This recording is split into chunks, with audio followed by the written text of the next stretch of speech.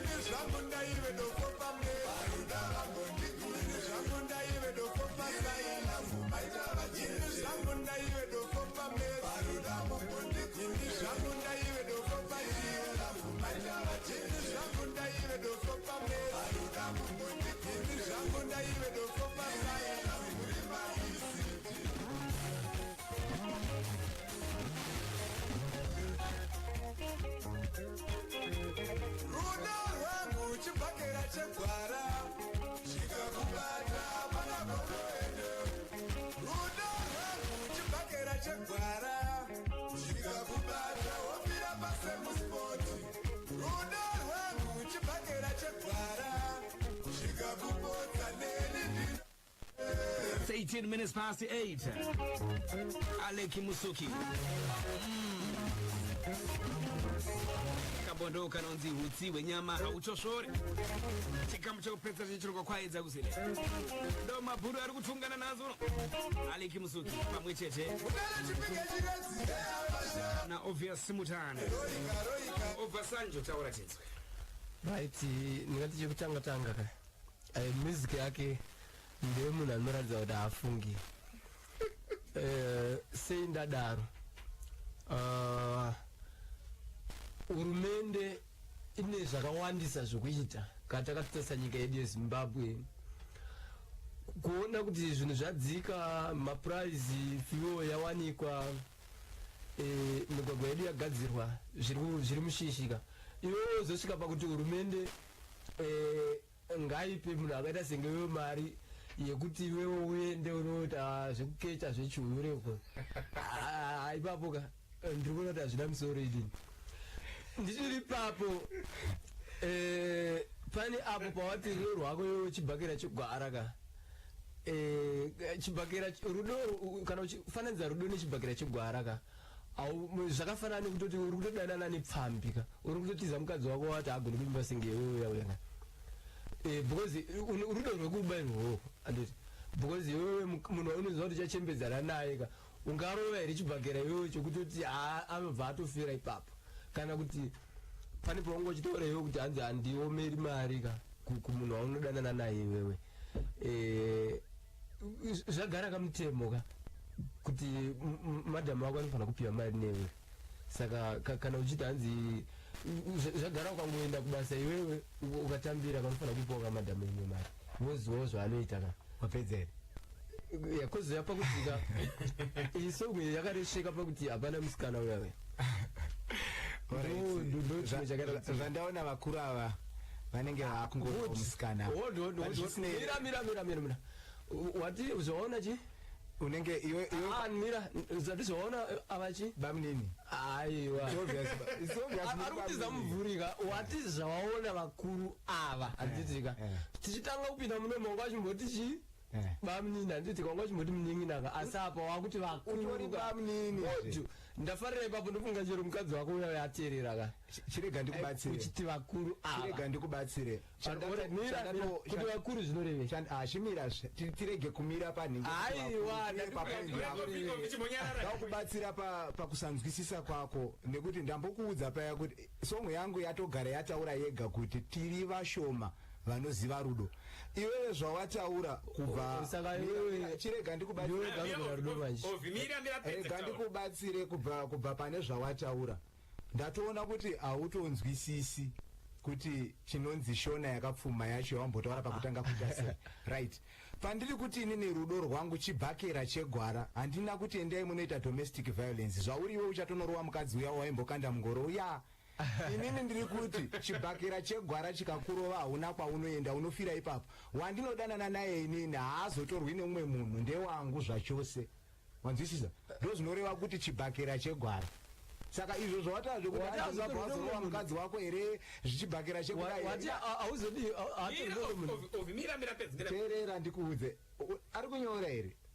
Ndiri kuti inini handisi mwe yako here ndikosa ndikuti chinyora manotsi because kuda kunyorawo dzimbo dzerudo hauzvigone zvinde zvedizvi. Ndiri kuti inini ka rudo ndairufananidza nechibhakera chegwara chekuti